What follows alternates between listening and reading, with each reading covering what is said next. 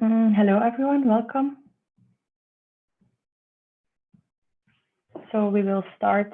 People will keep coming in, but that's okay. So welcome, everyone. Please, you can also turn off your camera because it helps for the internet connection. And then later in the Q&A, you can turn it back on if you want. So welcome. So my name is Mira van der Meulen. I'm a staff member at the Oikos Think Tank, and I will be moderating the webinar today. So first, you can keep your cameras and mics off, and if you have any questions during the presentations, you can ask them in the chat box, and we will make time for them during the Q&A round. So welcome, everyone. Thank you for being here at this webinar named Dare to Care, Ecofeminism as Inspiration. This webinar is organized within the project Feminists in the Climate Movement by the Green European Foundation with the support of Oikos Think Tank and the European Parliament. So first, I will give a brief explanation of our work with Oikos. So Oikos is a think tank working for social and ecological change by contributing to the public debate from an ecological perspective. We focus on the environmental limitations of the planet and on worldwide solidarity. So Oikos Think Tank wants to provide an inspiring framework for positive practices and work towards a sustainable society. And in this movement toward change, an analysis of the current situation, but also the development of alternatives and concrete strategies is of course needed. And in this idea, Dirk Holemans, Philsan, Osman, and Marie-Monique Franssen wrote the essay Voor, willen, zorgen, or For Whom Do We Want to Care? It was published in the context of Ecopolis, which is a yearly event co-organized by Oikos, which debates the transition towards a socio-ecological society. And this year, the topic for Ecopolis was Dare to Care. So today, as we know, with the global COVID pandemic, care has become more important than ever. Yet care extends beyond the strictly medical, and it includes everything we do to preserve and restore the world. The erosion of the welfare state, the plundering of the global south, and the crossing of planetary boundaries is alarming and also shows the link between the exploitation of humans and of nature. So what if we ask ourselves the question, or what if we find the courage to truly care for all people and other earthlings for our unique living world? What if we step away from the attitude of seeing nature only as resources and human society as driven by competition? So inspired by ecofeminists worldwide, the authors of the essay, they wonder, can care be a new starting point based on connectedness and generosity? Can care as an emancipatory principle inspire politics and economics? And can ecofeminism and ethics of care shape alternatives for a healthy future for people and planet? This and more is explored in the essay Voor, willen, zorgen, which is now already published in Dutch, and it will soon also be published in English and other languages. And in tonight's webinar, we have the three authors with us to dive deeper in the content of the essay. So I will give a brief introduction of each author. We have with us Marie-Monique Franssen, who is an anthropologist. She studied anthropology in Brussels and Utrecht. She's a staff member at Oikos, and she's also co-author of the Het Ecologische Kompas. Philsan Osman, she studies African languages and cultures at University Ghent, and she works for both Black History Month Belgium and the online feminist magazine Spijker Magazine. Philsan comes from Somalia, and she's an aspiring writer, activist, and community builder. And then we have Dirk Holemans, who is founder and coordinator of think tank Oikos. He is the author of several books and publications, and he is the co-president of the Green European Foundation. So today, each author will expand on the topic of ecofeminism in 15 minutes.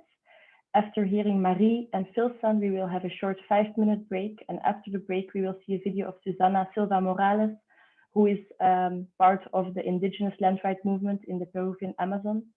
And then we will hear Dirk Holemans, his presentation, which will link the video with the essay. And after this, there will be the Q&A. So if you have any questions, please ask them in the chat. Okay, so first, Marie can talk. Thank you, Marie. Thanks, Mira. And good evening, everyone. I hope you can hear me well. So as the first part of this webinar, I will tell you a little bit more about the history and emergence of ecofeminism, and together we'll dive deeper in some of its core tenets. So ecofeminism is a political and philosophical framework that basically examines the intersections between environmental destruction and social oppression. So it explores the links of domination between people among themselves, but also between people and the earth. And so it is generally believed that it was French philosopher Françoise de Bonne who first introduced the term in 1974. And so confronted with the publication of the report to the Club of Rome, Limits to Growth, in 1972, and then also the nuclear arm race during Cold War, massive deforestation worldwide, and several famines, ecofeminism emerged in the activism of the 70s. And so faced with these violent events, different feminist collectives recognized that environmental destruction and the societal oppression of women, minorities, and people of color stem basically from the same root. And so the natural environment is then treated as a reservoir of raw material ready for extraction, and people who do not conform to the standard of the modern man are treated as inferior. And basically, ecofeminism then finds itself at the crossroads of environmental destruction and social oppression. And so a central premise in ecofeminism is basically that the advent of modern science in the 17th century, it marked the transition from an organic to a mechanical worldview. And according to Carolyn Merchant, who is a science historian and an ecofeminist, she says that with the Enlightenment period and also the development of the modern sciences, with the passage from Renaissance science and its emphasis on organic theory to modern science and its emphasis on mechanic theory, humans came to see nature as a reservoir of dead matter that could be used and manipulated as they saw fit. So basically, with capitalism and the advent of industry, new technologies such as clocks and machines, they became an important part of everyday experience, which then in turn informed Western worldviews and philosophy.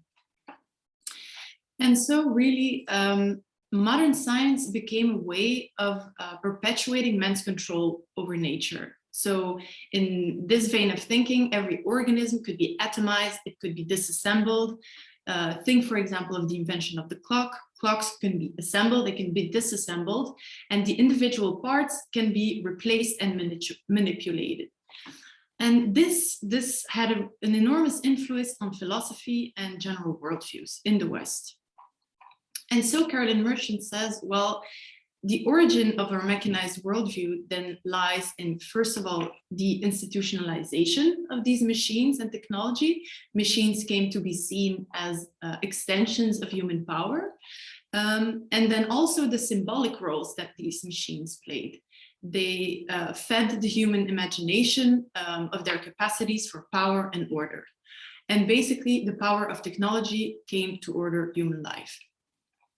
And so the removal of nature spirits helped to support also increasing environmental destruction by removing any scruples that might be associated with the view that nature was a living organism. So because of this mechanism, it substituted a picture of the natural world which made it more rational, which made it more predictable and manipulable.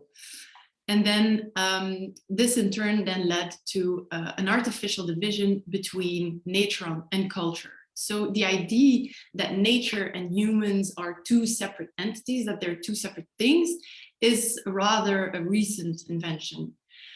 And Val Plumwood, an Australian scientist and ecofeminist as well, she goes a step further and she says, well, our Western rationality does not allow us to recognize our dependence on ecological processes because first of all, this sphere has been considered inferior to others, and also because we place human identity outside of nature. And so Plumwood says that this type of thinking has created a rift between conscious humanity and mindless nature. And this causes us, for example, to place environmental problems outside of our own lives. This causes us to think that climate change will not affect us or biodiversity loss. However, we are as dependent, as you know, on a healthy biosphere as other living beings. And so the idea was that we could overcome nature by reason and hence by development. And this type of rationality not only placed man outside of nature and thus created this kind of opposition between nature and culture, but also it brought other dualisms with it. It placed, for example, reason against emotion, man against woman, master against slave. So there really are a series of oppositions. And what does this mean? It means that this strong hierarchical classification took hold of our worldview, whereby we would define these categories not only in terms of superiority and inferiority. For example, reason would then be superior to, let's say, emotion. And Plumwood calls this the identity of the dominator. She says, well, basically, it's not really like when we think of linking it to feminism, it's not really the male identity in itself that's problematic. No, of course not. It's rather the cultural identity of the master, the cultural identity of the dominator. And so when that way of thinking spreads among people, through culture, through science, people start to internalize it and conform to it. And so Plumwood says it's the material and the cultural sphere who do the work of domination. So these things are then seen as inevitable, as if they were part of human nature. And this distorts also the perception of both sides. It distorts the idea, the perception of the master, but also of the slave, of the colonizer, as well of the colonized. For example, think about the way our society looks at some jobs in relation to others. The way we place workers' jobs in relation to manager jobs, where manager jobs are then seen as superior.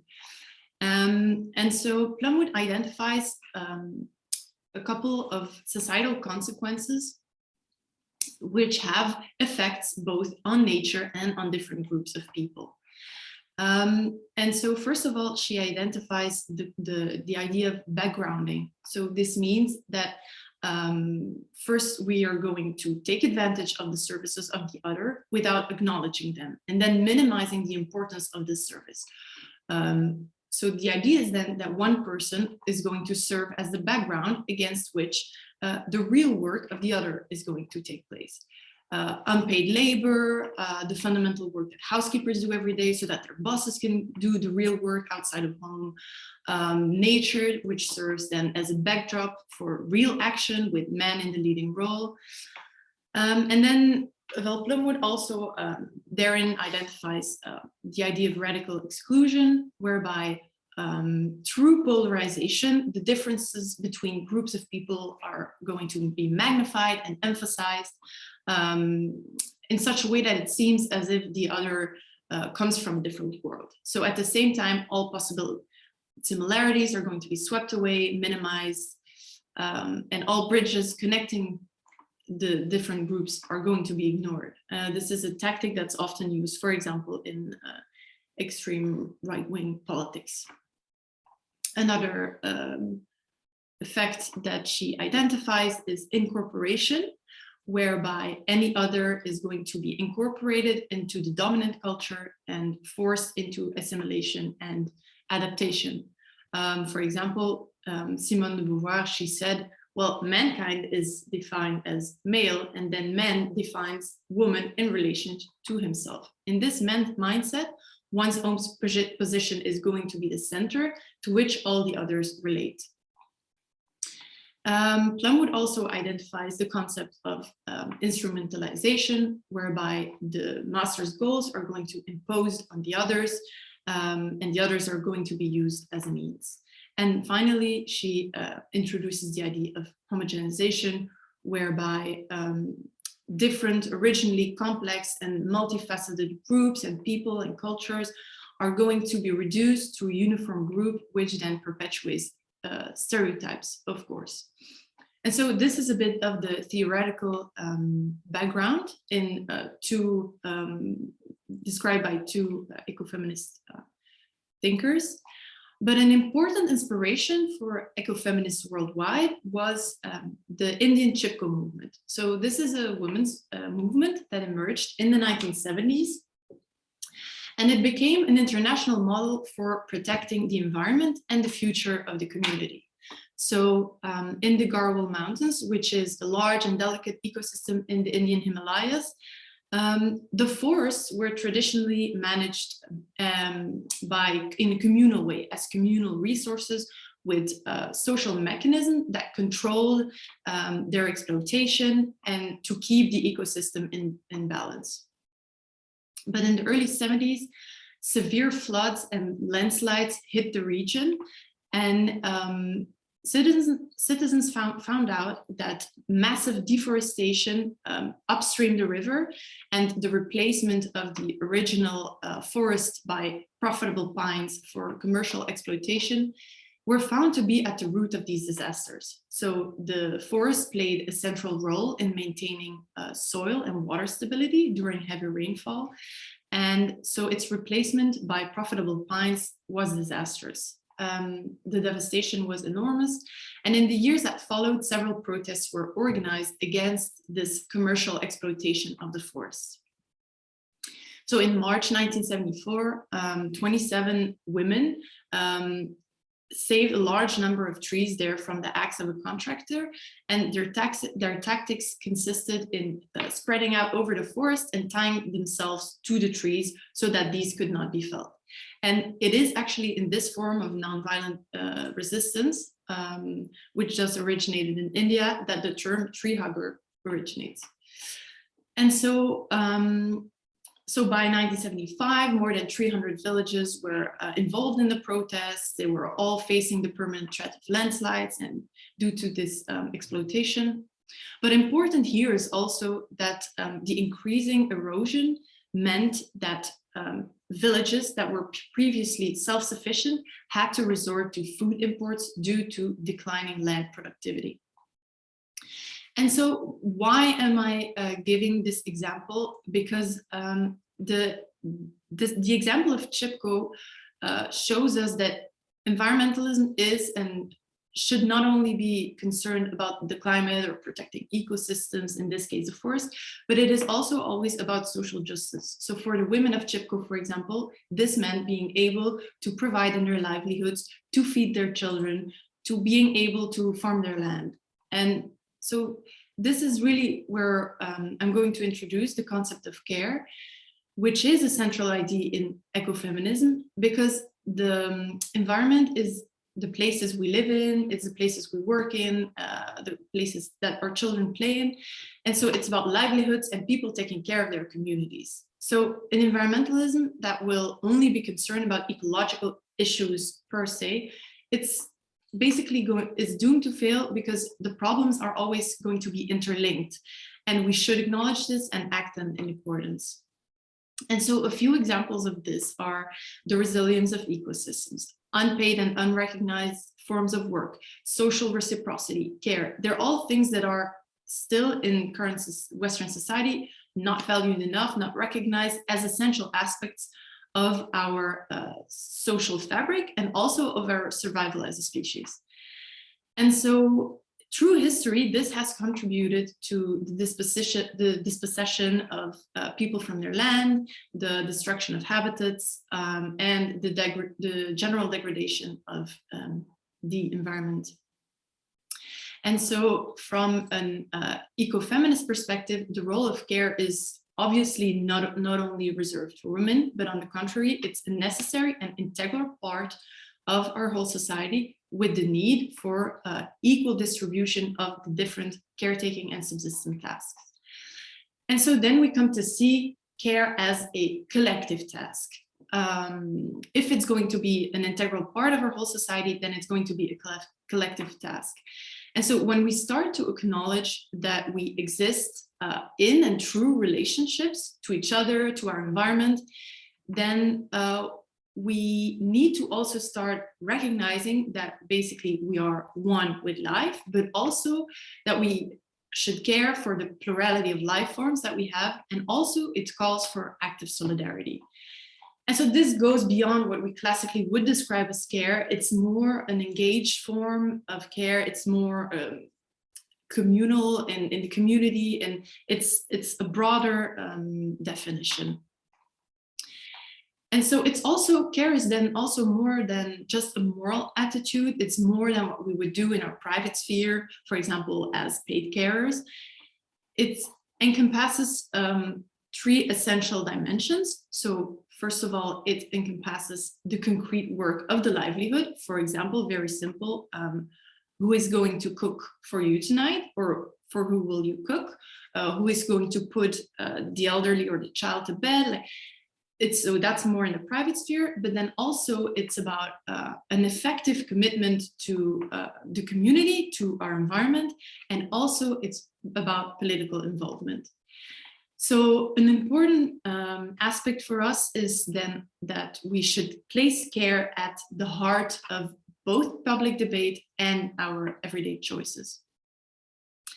And this is then linked again to ecofeminism, because ecofeminism, it seeks to make the transition from systems that undermine life to healthy and life-affirming relationships. And it also advocates for a shift to a focus on planetary and human well-being, on living economies, on living wealth for everybody within planetary boundaries, and on valuing cooperation rather than competitiveness. This is something that Dirk will explain a little bit more later. And if we want to get there, we're going to have to build bridges and forge coalitions. And this is something that Philsan will tell you a little bit more in the second part. So Philsan, it's your turn.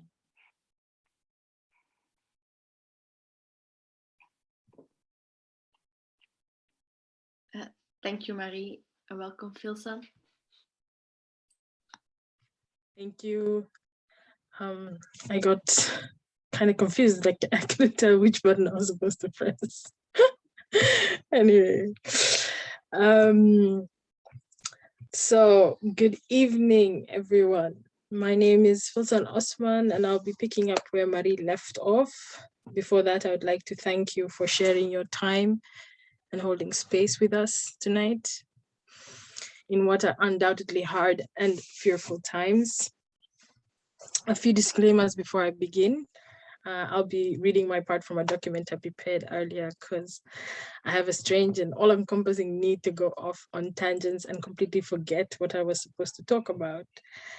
And as I am on a time limit, this was the only way I could keep it short and sweet. Also, if you hear strange and wonderful sounds, that's because I'm home in my safe space like y'all are, with my family who tend to be loud, very loud and obnoxious, and their loudness and obnoxiousness tends to make an appearance in the most inopportune times. But I love them, so I'll ask you to bear with me rather than ask for forgiveness. I will never apologize for them surrounding me with the sounds of life being lived to the fullest. Okay, so let's start. In this part, we are going to go through intersectionality, eco-womanism, and the indigenous knowledge systems. I believe that it is impossible to have any movement toward liberation, freedom, or equity exist in 2021 without a comprehensive understanding of intersectionality. In the past 5 years, that word has been thrown around a lot, mostly misused and incomplete. And because I believe that the work of Black scholars should be fervently cited, especially Black female scholars, as their work has for so long gone unappreciated and misappropriated. I'll give you a more comprehensive definition of intersectionality for prosperity's sake. Something which is also something we try to do in the essay as well. Defined by Kimberly Crenshaw in 1991, intersectionality is based on various identity characteristics individuals may be oppressed and differently impacted by. So it is a combination of interconnected social structures. These structures are broken down into many categories, such as, but not limited to, race, gender, sexuality, ability, and class. It's therefore not just about layered identities, but how one is impacted by existing structures along the lines of their intersecting identities. It's often used as a lens to look at particular structures or social problems in our world. So when you're asking yourself if something is intersectional, it comes down to asking yourself if what you're examining utilizes a broad spectrum worldview about the diverse experiences of different kinds of people. And in the case of this essay, we are advocating for using this framework to understand how marginalized groups are affected by climate change. In order to achieve intersectional ecofeminism, we have to take an intersectional approach to examining issues like climate change, environmental degradation, and deforestation, among others.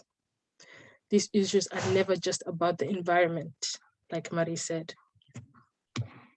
They are social justice issues as well. Another term that comes up in the essay that most people haven't heard about is eco-womanism. To understand what eco-womanism is, one has to understand what womanism is. Alice Walker, novelist, poet, activist, first used the term in her essay collection, In Search of Our Mother's Gardens, stating womanist is to feminist as purple is to lavender. Same color family, but different enough to require a new name. Why did she do this? The simple fact is that mainstream feminism has not made space for Black women and women of color. Black women and women of color have had to carve out space for themselves within the feminist movement and later develop theory outside of it. Terms such as womanism, Black feminism, Black lesbian feminism, Africana womanism, and so forth, entered the collective Black consciousness as Black women themselves began to codify their lived experience. Ecofeminism, according to Melanie Harris, is just a continuation of this tradition, centering the perspectives of African women on the continent and in the diaspora, recognizing their specific needs and seeking to address them in order to uphold, lift, and care for their communities. Think of eco-feminists or eco-womanists like Wangari Maathai and climate activist Vanessa Nakati. Alongside these terms, we also try to introduce different knowledge systems, not to essentialize, but to decenter prevailing Western thought processes.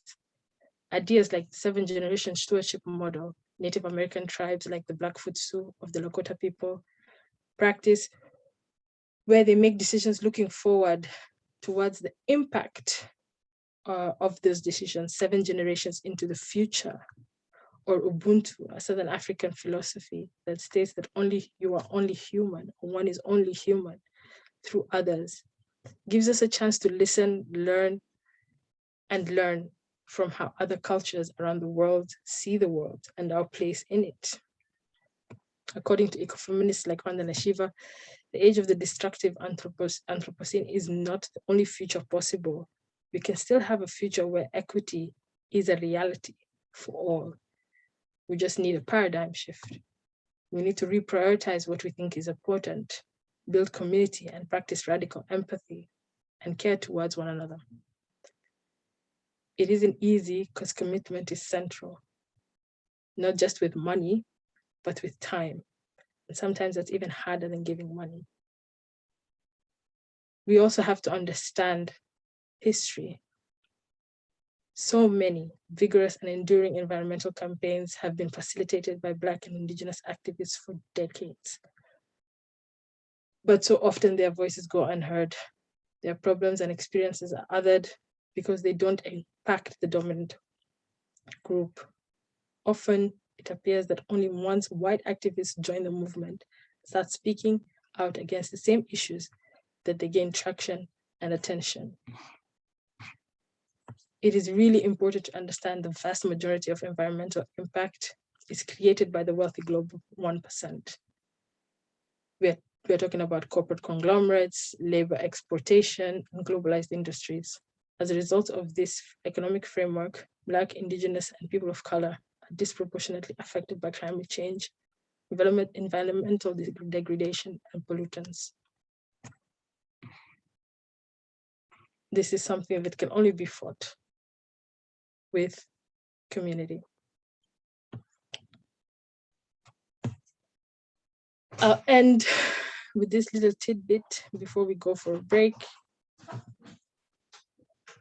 We are in the fight for our lives.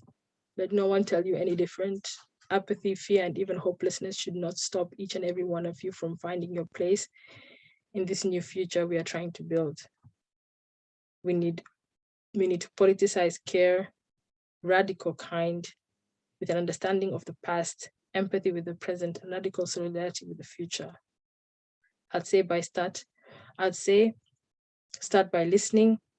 Don't listen to respond, listen to understand, and then use the information you gather accordingly.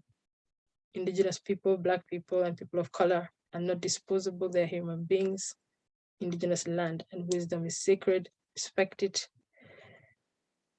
and fight for positive peace, which is the presence of justice, and get comfortable with being uncomfortable, because we have a lot of work to do. With that, I'll give the floor back to Mira so she can lead us into the next bit of the webinar. Thank you for your attention up until this point. Thank you so much, Philsan, and thank you, Marie, as well, for your great presentations. So now we will go into 5-minute break, and when you come back, we will see a video of Susanna Silva Morales from the Ashaninka Indigenous Land Right Movement in Peru. So it's now 8:08, so let's be back at 8:13. See you soon.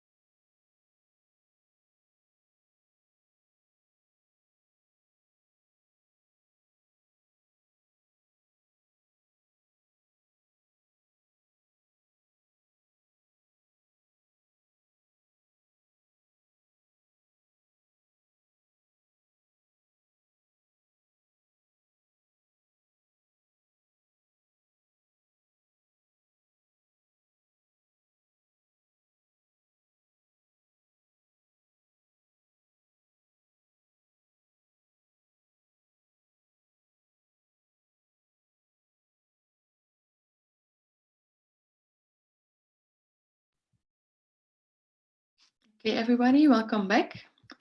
So now we will, well, I hope everyone is back. So we will now watch the video of Susanna Silva Morales. So Susanna is the president of the Ashaninka Federation FABU in the Peruvian Amazon in the region of Atalaya. And together with her communities, she fights for the recovery of their ancestral lands. So we did an interview with Susanna, and we show this because her case really illustrates the intersection between the ecological and the social justice movements and the need for this connectedness. And so, yeah, we will just show you the video. It is an interview in Spanish with English subtitles. So Marie will share the screen. Can you see the screen? Yes, but you can still put it larger. Yeah. Like this? Yes.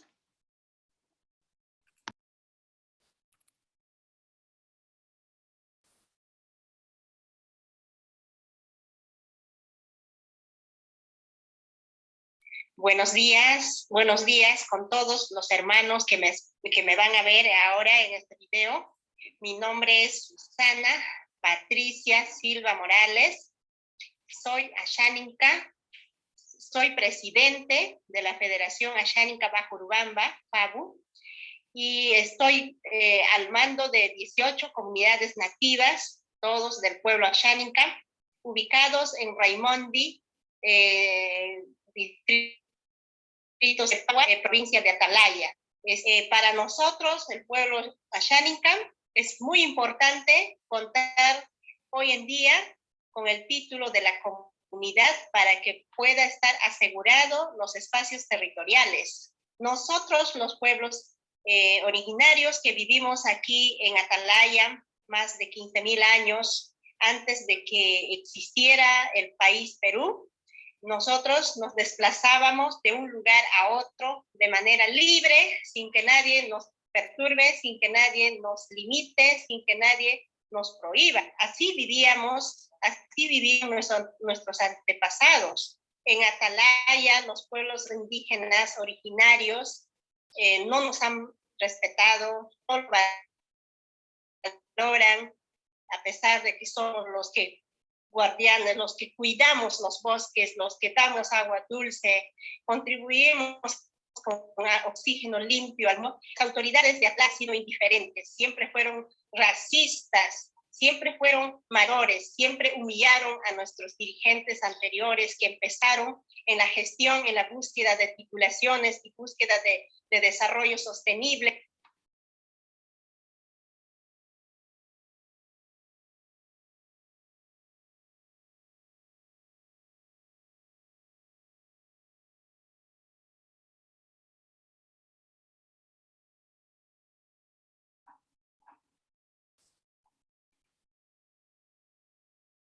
Okay, so I see the sound is not working. So I will put it on break for a second and I will try to start again. But in any case, if the sound stays away and the quality is not great, we will upload this video on our YouTube account and then you can rewatch it later. Pero que le decían, ¿para qué quieres terreno? ¿Cuánto de hectáreas quieres? Y le decían, ¿para qué quieres tanto terreno ustedes si no saben trabajar? Si ustedes no saben hacer el cultivo, ustedes son ociosos. Así siempre marginaban, discriminaban a los jefes que venían a hacer gestión en la búsqueda de titulación. Lo digo esto porque mi padre ha sido presidente de la organización OIRA, la primera organización indígena de Atalaya, que ha luchado fuertemente para conseguir títulos de las comunidades, pero también ha liberado a nuestros hermanos ashánicas que eran esclavos de los patrones, de los madereros, de los terratenientes, de los que tenían ganadería aquí en los años 80. Mi padre ha sido uno de los luchadores, uno de los presidentes que ha combatido fuertemente para que nuestros hermanos sean libres hoy en día, ¿no? Entonces nos toca a nosotros conseguir la titulación, la lucha sigue.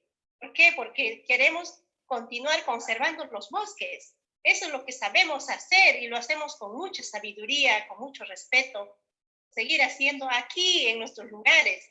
Nadie no nos va a poder sacar porque somos de esta parte. ¿A dónde vamos a irnos si esta es nuestra tierra? Y no podemos irnos a otro sitio porque aquí es nuestro lugar. Más bien pedimos a los que vienen de otro sitio que nos respeten, que no pueden hacer uso y abuso. Y el Ministerio de Agricultura tiene que entender y comprender que nosotros somos primeros. A nosotros nos tiene que atender primero, después a los otros que vienen. Primero nuestra titulación, porque somos primeros. Y acá vamos a estar por siempre. Y es la razón por la cual seguimos batallando, mirar hasta conseguir nuestra titulación.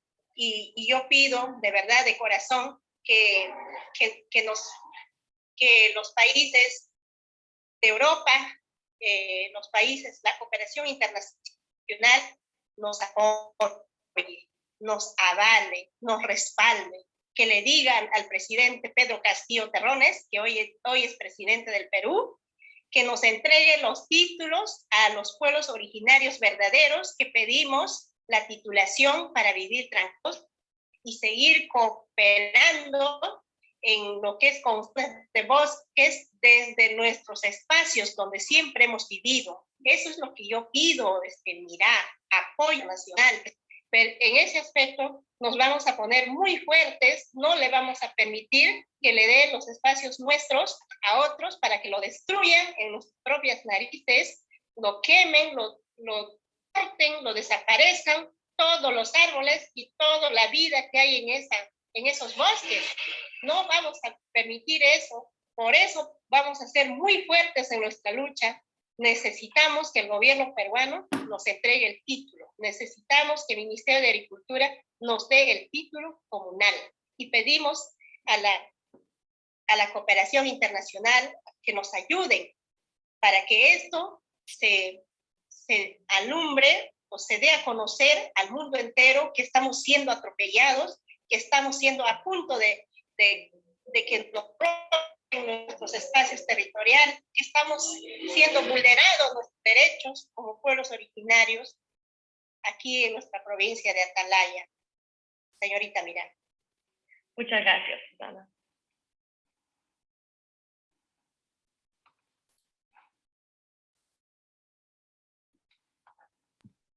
Okay, thank you for showing the video, Marie. And I give the floor to Dirk.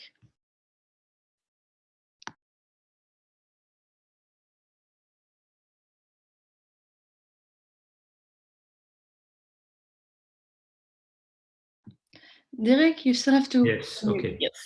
Thank you. So I'm very grateful that we can show this interview because it really allows to relate different, let's say, things happening in different parts of the world and also in different times. Because what we heard was that Susanna going to the government asking for land titles, and the government said, why do you need land? Because you don't use it.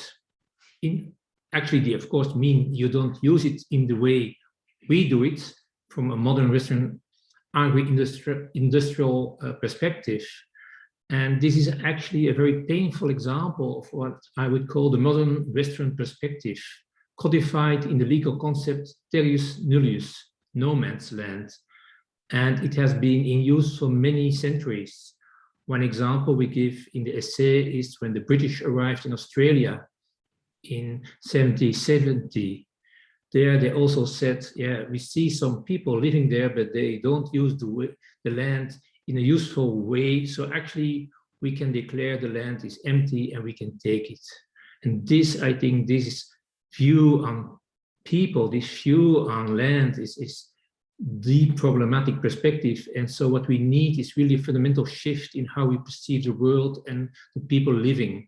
And the good news is that this different worldview is being more and more acknowledged, not only, of course, the acknowledgement of the wisdom of the indigenous people, but also more and more people, Western scientists, for instance, are also acknowledging this view. To name two, you have Donella Meadows, who is one of the founders of system thinking.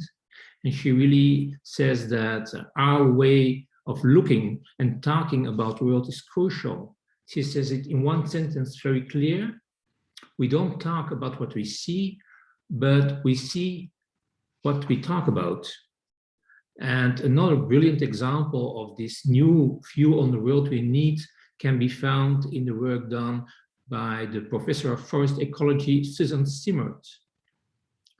When she started, she wanted to study the cooperation in nature, and she met a lot of resistance from her colleagues, all the colleagues who said, why do you want to do research on cooperation? We need research on more production, trees growing faster.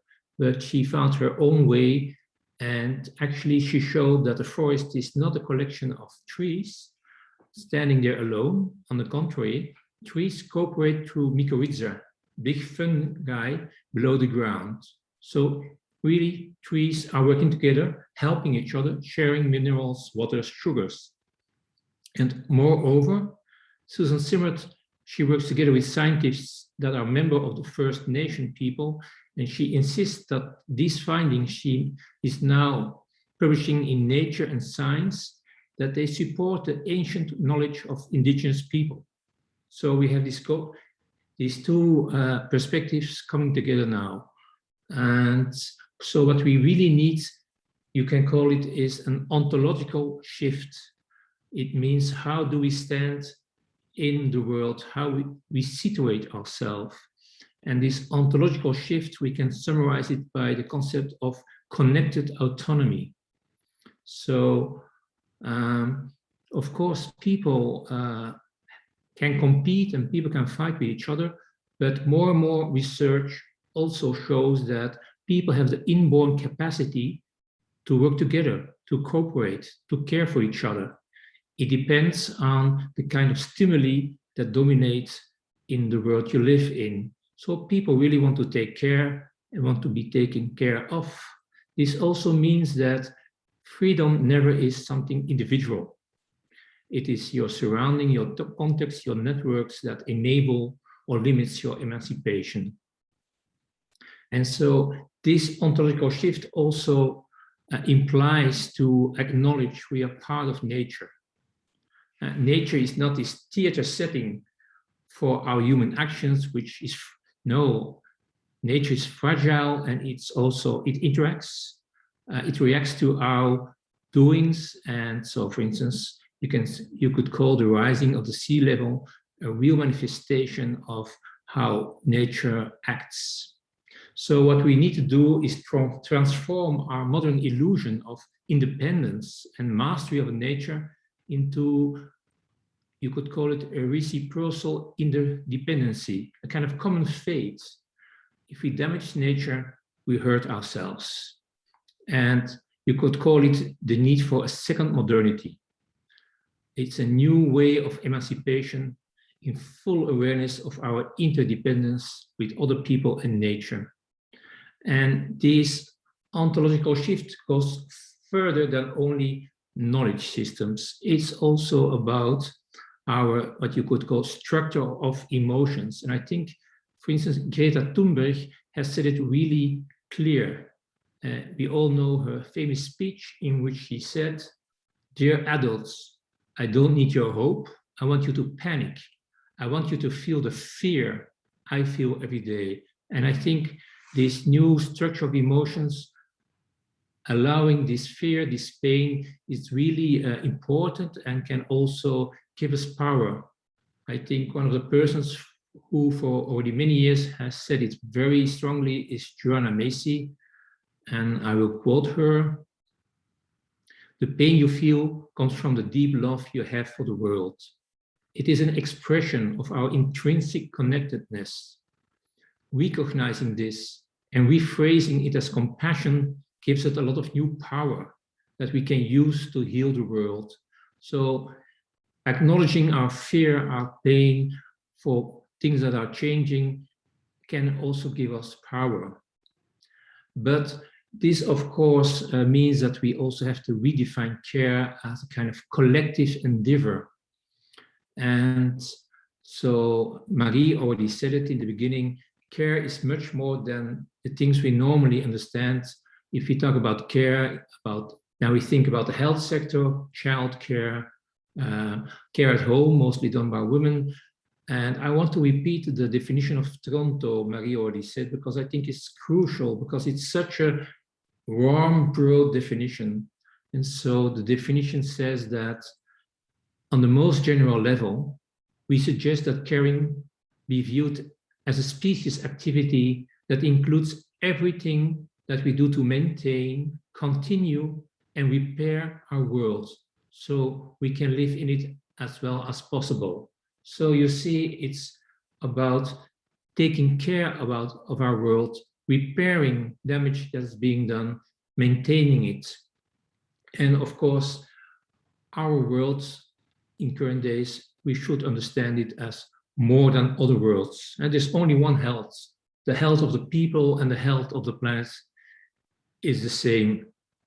And so you could say that the building blocks of care, as people active in permaculture say, it's 3 building blocks. It's earth care, it's people care, and it's fair share. Of course, now you can say, that sounds very good, that sounds very nice, but how are we going to change the real society? And so it means that there's no caring society without caring democracy. So we have to rebuild our democracy. We have to build a democracy that enables people to live well. And this requires that in the absence of domination, we give all people an equal voice in the allocation of caring responsibilities. So this is the real democratic debate we should organize. It means that justice is then the process of reassigning care in a democratic framework, and to do away with what Toronto calls privileges of irresponsibility. People saying, sorry, I'm too busy, no time today for caring. And then we go on, if a caring society needs a caring democracy, then of course, the next step is there's no caring democracy without a caring economy. And because our economy, capitalism, is not just an embedded system within our larger society. On the contrary, as people like Nancy Fraser have outlined, capitalism imposes an institutional order built on constitutive divisions between economy and polity, between society and nature, between production and reproduction. And so we need to change the fundamental ideas that organize economic thinking and organizes the real economy. And the key element is replacing the myth of unsatisfiable preferences of consumers by markets by the meeting of needs that enable to live a good life within the limits of the planet. And these new ideas, you can summarize them in 3 points. The first is economy is not about stuff. It's not about GDP. It's about people and their possibilities to thrive, to satisfy their needs. This means we need new criteria for economic success based on well-being. Second point, economy is about the vital needs of people. And we are talking about basic needs which are limited in number and are also finite. People need a good house. Nobody needs 3 houses. People need efficient transport. Nobody needs 2 cars.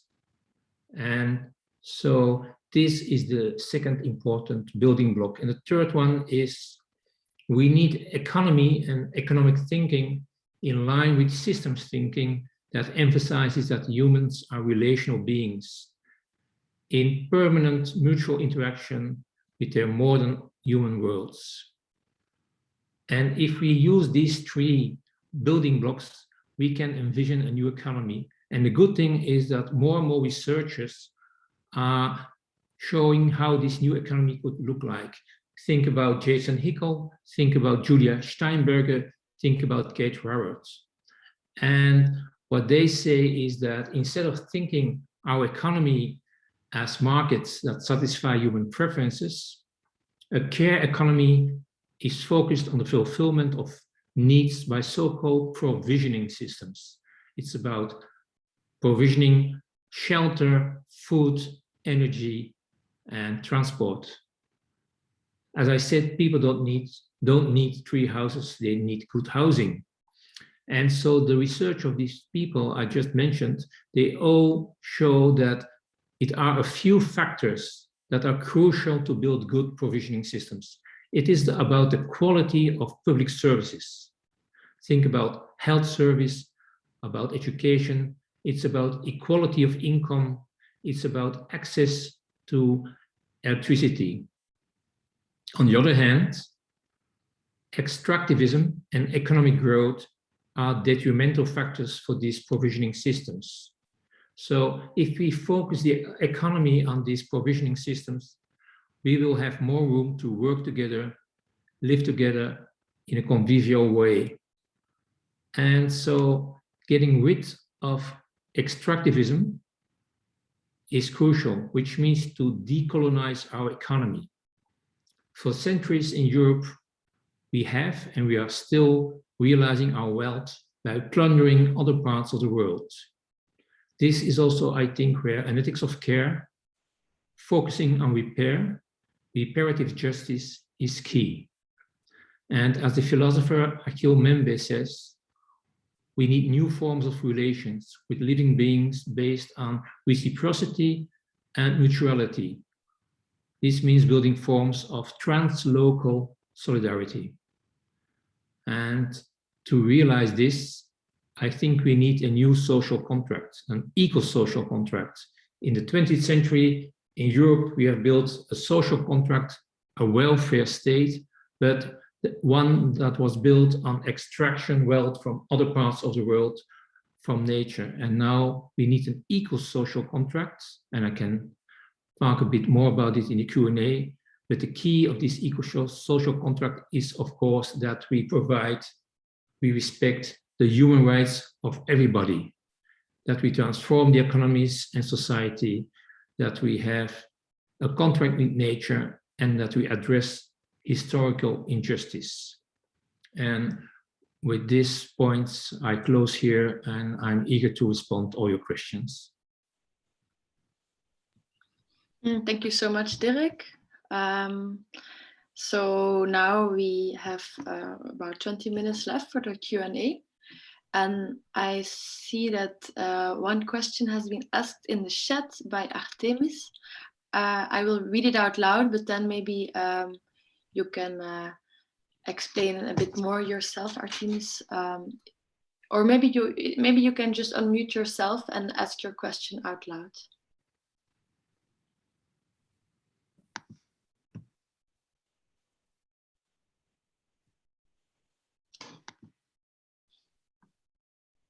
Am I unmuted? Yes. Yes. So good evening. Thank you, first of all, for the interesting talk so far. I was just wondering, but maybe I was impatient because after I typed the question, Dirk started to mention the new social contract, which is in part the answer of my question. But I was wondering, democracy has been the place where patriarchy has been blooming and is still flourishing for still today. So I heard you say, Dirk, that we need to look into democracy as part of a solution, but I find it's also a place where a lot of the problems are.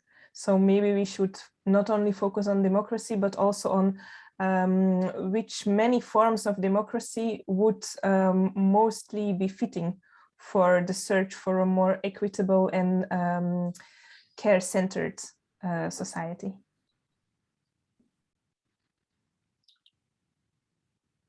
I can maybe give a start of the answer, and then I'm happy that Marie and Philsan join me. I think it's what you said is very correct. If you look at history of Western democracy, we go to the ancient Greeks where only men were organizing society. So that's indeed true. So as we are looking for other knowledge systems from other communities all over the world, I think we also need to see how democracy or decision-making has been organized in other societies. So I think it's true that if we criticize the modern Western view, we also have to be quite critical of how we organize our democracy. So I think we have to look into the mirror and criticize all parts of our organizing. But of course, I think in the current times, I would also say we have to be cautious, because maybe, and we can look at, for instance, countries like Hungary, there are also forces in society that would be happy that we would undo our democracy without replacing it by what I then would call democracy 2.0. So how can we keep our current democracy and change it from within? I think this is the challenge we are standing for. And I think, for instance, the new things happening, the citizens' assemblies, where people come together in, I think, a rather safe space. People, and it's always a kind of people as a mirror of society. I think this could be a new public space where we can, on a more equal base, have these democratic conversations. But I'm happy to give Marie and Philsan the floor. If I can add something, I was thinking about the fact that, so obviously I do agree with what you say, but on the other hand, I think democracy is not perfect indeed, but it is what we have at this point. And I think that at also the time and the stage where we're at, I think it's time to expand it. Like, for example, Dirk was saying the example of the citizens' assemblies. It's, yeah, we have to find more participatory ways in which we can, yeah, like stretch it out. And I think that the more innovative ways in which a lot of research is being done and a lot of experiments are being held, I think that's something very positive, and I think it's also the way to go. It's not perfect at all. There's a lot of problems still, but it's already better than what we had before. I do think that the particracy, like we say, it's kind of dead if it's not gonna like expand, and if it's not gonna change, it's gonna become really a problem in the future. And yeah, maybe it's naive, but I find it hopeful when I see these experiments with citizens' assemblies taking place.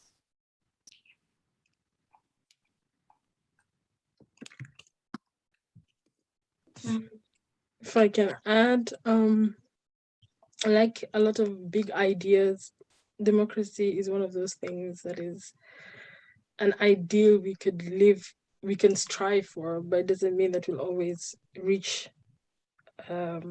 The important bit about it is that we keep on trying. It just cannot be the only thing that we invest in as society. I am a very big believer in grassroots organizing and looking within the communities you're able to build on your own for the support that sometimes you will not get from big idealized institutions like democracy. I think when you speak about these kinds of things, you have to kind of also look at the different effects they've had on the different groups in society today. And when we have to talk about resource liberation in order to uplift our communities and keep them alive, we are talking about resource liberation from these democratic institutions. So if the idea is to go towards a more inclusive system, then that has to actually mean a more inclusive system. It cannot just be something we talk about. It has to be real. And the inclusivity has to be radical. Otherwise, it's really no different than the system we already have.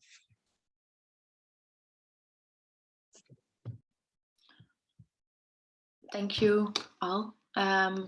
I think I see a new question came in. Laura, maybe you want to ask it and unmute yourself. Yes, in the last part, Dirk mentions, I don't remember the exact term, but solidarity between different localities. And I'm interested in the role that cities and local authorities can play in this.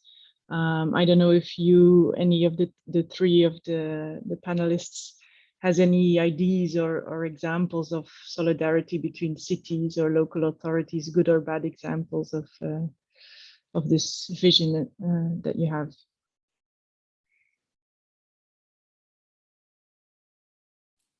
I think Dirk is best. Yeah, sure. I think, and this is really an interesting question to also look at Europe. Think, for instance, about how we deal with people about migration and asylum seekers. We see at the European level, nation states working together to really close the borders of Europe, the fortress Europe. At the same time, already for quite some years, you have a growing network of cities. They first called themselves fearless cities, which really expressed and organized forms of solidarity against the policy of their national governments. And so there's a new network. It's called MOVE.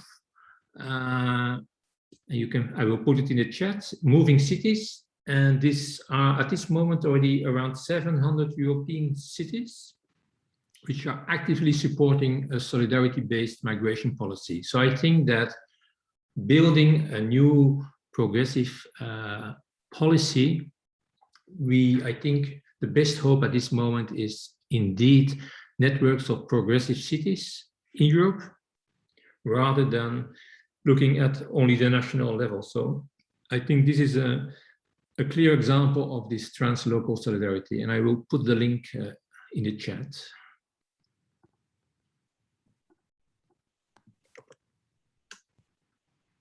Thank you, Dirk. Marie or Philsan, you want to add to this? Or? No. Okay. Also, I forgot to say that for the people present today, if you want to buy the essay, which is now only in Dutch, but soon it will also be in English and even Turkish and some other languages, you can order it at the lower price. Well, we skipped the shipping costs, so you save about €5. So if you're interested, you can just send an email to info@oikos.be, but I will put the email link in the chat. Okay, but then we continue with the questions. Oh yeah, Marie put it in the chat. So if you are interested in buying the essay, just email this, just send an email and then we can arrange with you for the promotional price. So we have another question. It's not really a question. From Ronald about the discussion between about the relationship between property and democracy. Do you want to elaborate a bit on your comment, Ronald?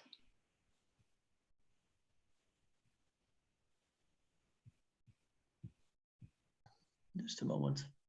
Yes. Yeah.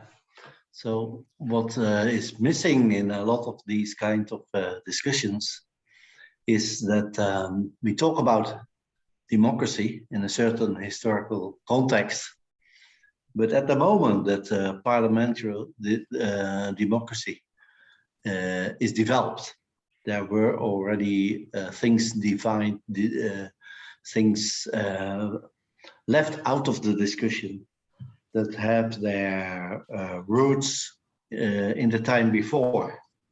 So if we cannot open these kind of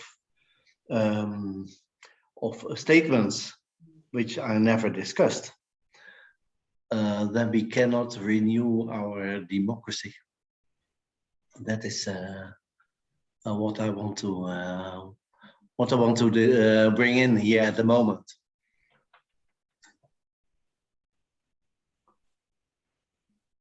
I don't know, it's in a parliamentary history, we don't see discussions about this, but the property is like axioma. It's a thing that is always standing there, but how can we describe it, and what is, because property like it is at the moment is already a source of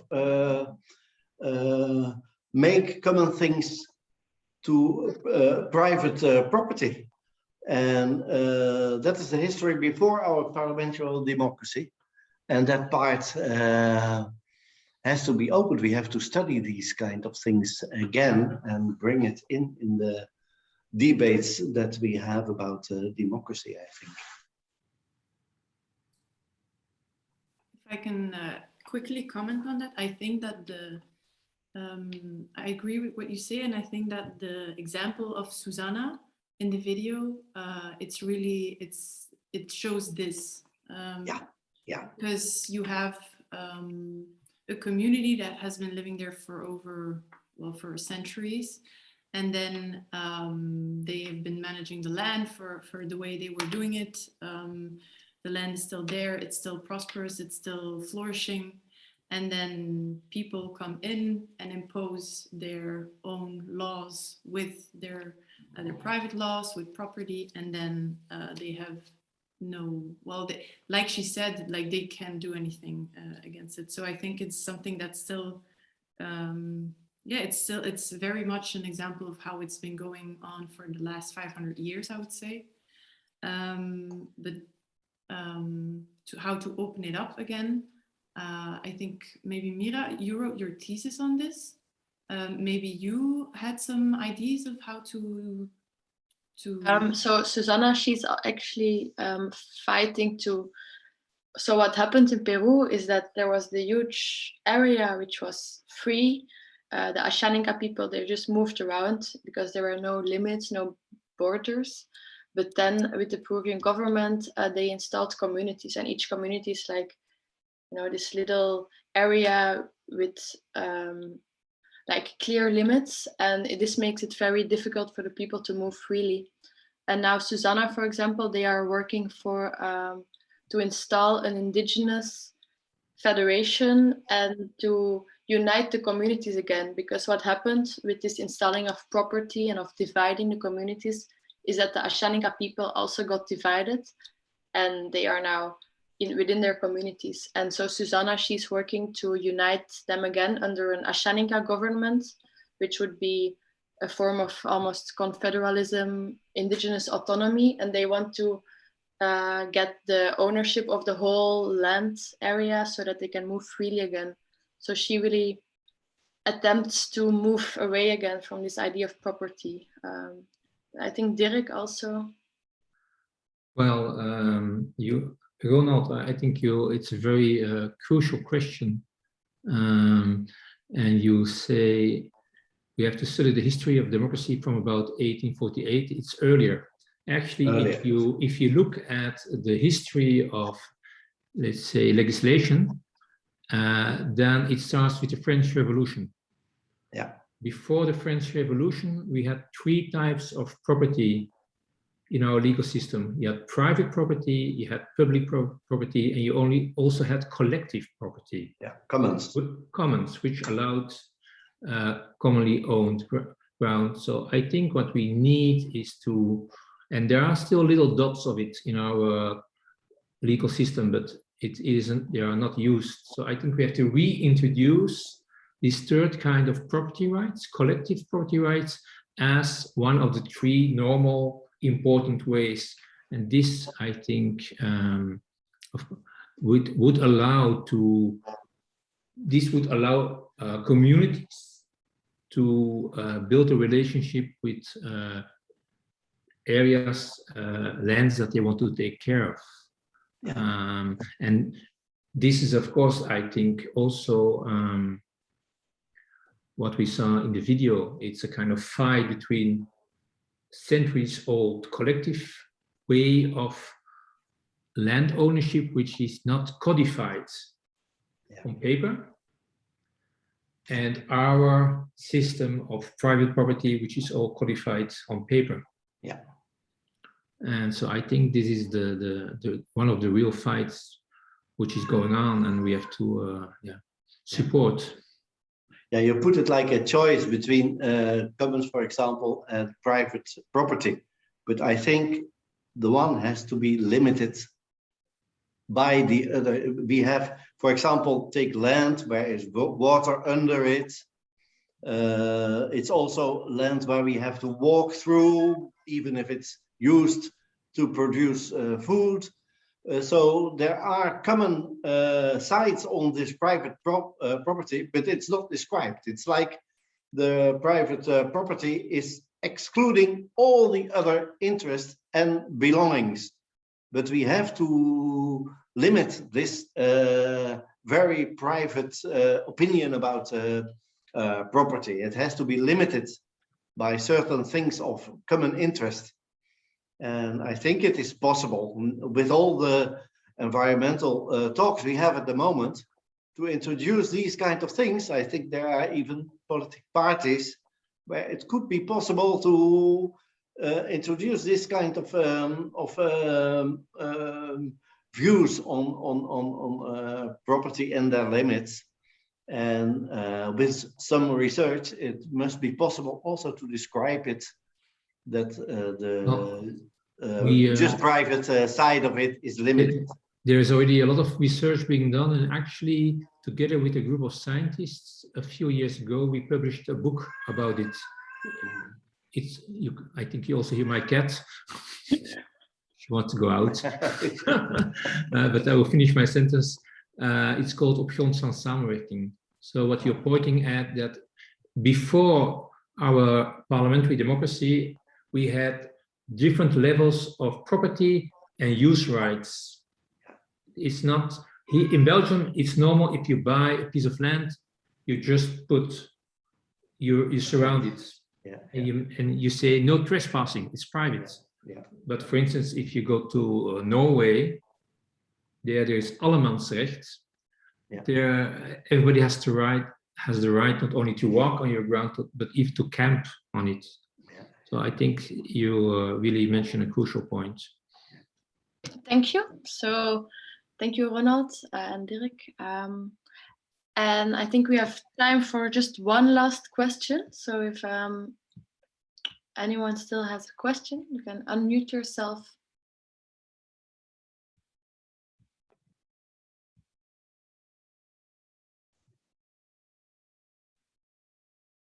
Or ask it in the chat.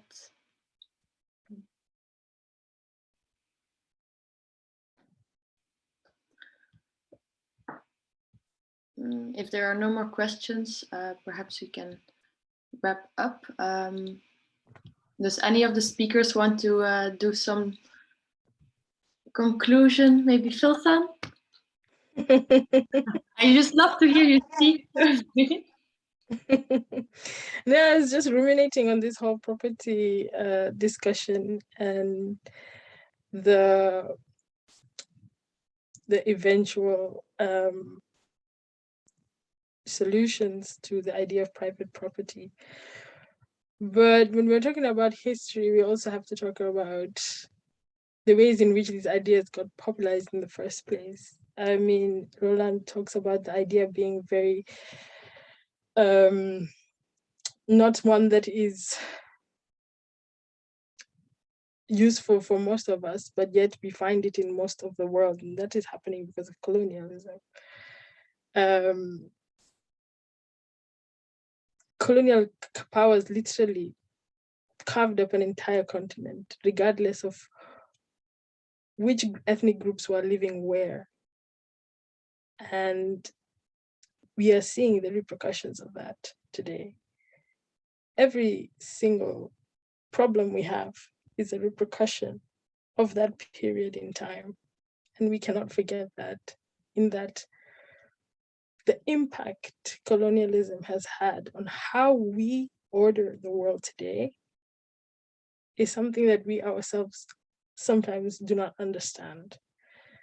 And when having conversations like this, I feel like that is a very, very important thing to mention, because you have language communities all over Africa that have been divided into countries by colonial powers that have been at the basis of some of the problems African nations have had to this day.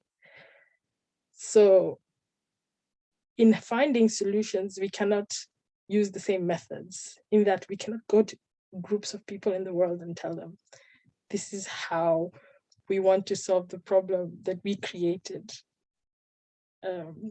via introducing something that was already natural to them in the first place. Working together is not easy. It's not kumbaya. It's not, let's sit around and we agree on everything and we can come to solutions. Working together is hard. And if you're going to work with marginalized communities around the world, coming from the West, you're going to have to humble yourself in a serious, serious way. Your knowledge systems are not paramount. They never have been. You've caused most of the problems that are in the world today. Solving them is going to need for you to really, really sit down and listen. And in most of the conversations that is happening around climate change today, that is not the case. So when I say really look at the past as a way of learning from it while empathizing with the present for radical solidarity with the future, that's what I mean. So if I'm going to leave you with one thing, it's that. Thank you so much, Philsan. So I think now we are ready to wrap up. So thank you everyone for being here with us. We will also publish the video later on our YouTube channel. And if any questions pop up later, you can always email us. So thank you and see you next time. Bye-bye. Thank you.